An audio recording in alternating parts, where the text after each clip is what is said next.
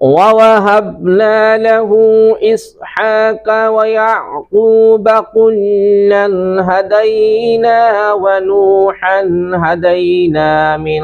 قَبْلُ وَمِن ذُرِّيَّتِهِ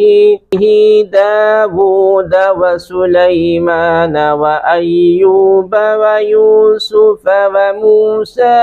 وَهَارُونَ وَكَذَلِكَ نَجْزِي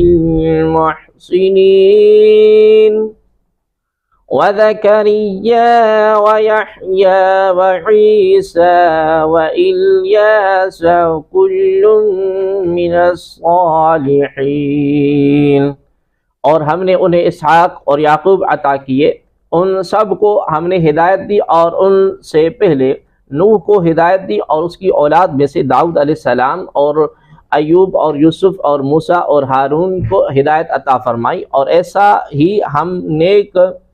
لوگوں کے بدلے دیتے ہیں۔ اور زکریا اور یحییٰ اور عیسیٰ اور الیاس کو ہدایت یافتہ بنایا، یہ سب ہمارے خاص بندوں میں سے ہیں۔ وَوَهَبْنَا لَهُ، اور ہم نے انہیں عطا فرمائے۔ حضرت ابراہیم علیہ السلام پہلے حضرت نوح علیہ السلام کی ہدایت کا تذکرہ، حضرت ابراہیم علیہ السلام سے پہلے حضرت نوح علیہ السلام کی ہدایت کا تذکرہ کیا گیا، اس کے ساتھ حضرت ابراہیم علیہ السلام کی اولاد مبارکہ کا تذکرہ کیا، جن کی اسماء کریمہ آیات میں بیان ہوئے، یہ سب حضرت ابراہیم علیہ السلام کی اولاد میں سے ہیں اور یہ سارے نبی ہوئے۔ حضرت ابراہیم علیہ السلام کو اللہ تبارک و تعالی نے یہ مقام اور مرتبہ عطا فرمایا کہ آپ کے بعد جتنے بھی انبیاء کرام علیہ السلام مبعوث ہوئے سب آپ ہی کی اولاد سے تھے، چنانچہ اللہ تبارک و تعالی نے ارشاد فرمایا وَجَعَلْنَا فِي ذُرِّيَّتِهِ النُّبُوَّةَ وَالْكِتَابَ، اور ہم نے اس کی اولاد میں نبوت اور کتاب رکھی۔ تفسیر بغوی اور تفسیر خازن میں ہے کہ یقال ان اللہ یبعث نبیا بعد ابراہیم الا من نسلہ، یعنی کہا جاتا ہے کہ اللہ تبارک و تعالی نے حضرت ابراہیم علیہ السلام کے بعد جو نبی مبعوث فرمائے وہ ان کی ہی نسل سے تھا۔ تفسیر قرطبی میں ہے کہ لم یبعث اللہ نبیا من بعد ابراہیم الا من صلبہ، یعنی اللہ تبارک و تعالی نے حضرت ابراہیم علیہ السلام کے بعد تمام انبیاء کرام کے صلب سے، تمام انبیاء کرام